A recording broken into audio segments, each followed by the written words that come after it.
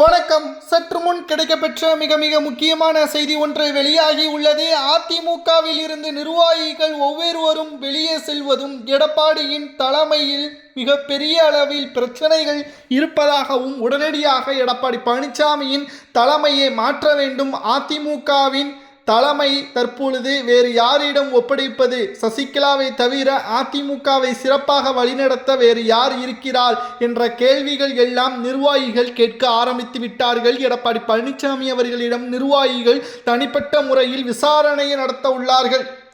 கிட்டத்தட்ட திமுகவை எதிர்க்கக்கூடிய ஒரே சக்தி அதிமுக தான். ஆனால் தற்பொழுது இருக்கக்கூடிய அரசியல் கலவரம் அதிமுகவா தாவேக்காவா, யாருக்கு மக்களின் ஆதரவு அதிகம்? கட்சியிலிருந்து 6 எம்எல்ஏக்கள் அதிமுகவில் இருந்து ராஜினாமா செய்கிறார்கள் என்றால் எடப்பாடியின் மீது இருக்கக்கூடிய தனிப்பட்ட நபரின் கோபம்தானே தவிர அதிமுகவின் கொள்கையோ கோட்பாடோ மக்கள் அதிமுகவை புறக்கணித்தார்கள் என்று கூறுவதோ கிடையாது.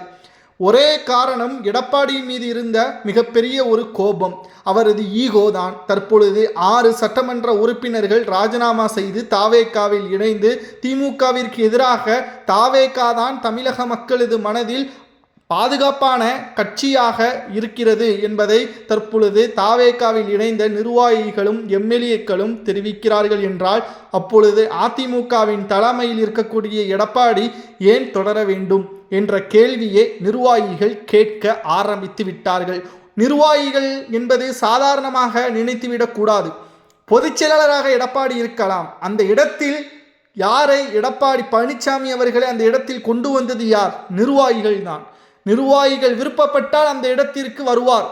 நிர்வாகிகள் அதுவே கோபமடைந்து நடக்கக்கூடிய தேர்தல்களில் தோல்வியை மனதில் வைத்துக்கொண்டு எடப்பாடியிடம் கேள்வி கேட்கக்கூடிய நிலைமை தற்பொழுது உருவாகியுள்ளது என்றால், எடப்பாடியின் பழனிசாமியின் தலைமையை மாற்றுவதை தவிர வேறு வழியே கிடையாது என்பதுதான் தற்பொழுது இதற்கு மிக முக்கியமான காரணமாக நம்மால் பார்க்க முடிகிறது.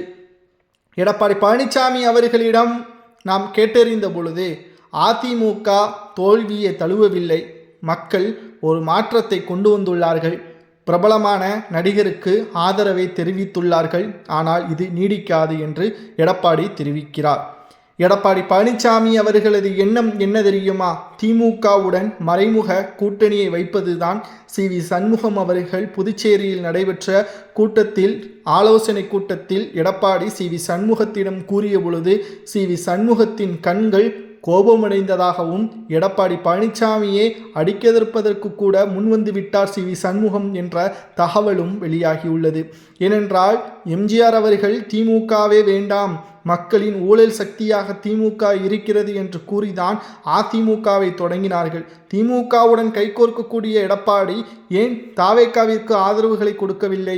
தாவேகாவில் ஆதரவை கொடுத்தால் அமைச்சரவையிலும் இடம்பெற்றிருக்கலாம், மக்களுக்கான தேவைகளை நலத்திட்டங்களையும் கொடுத்திருக்கலாம்.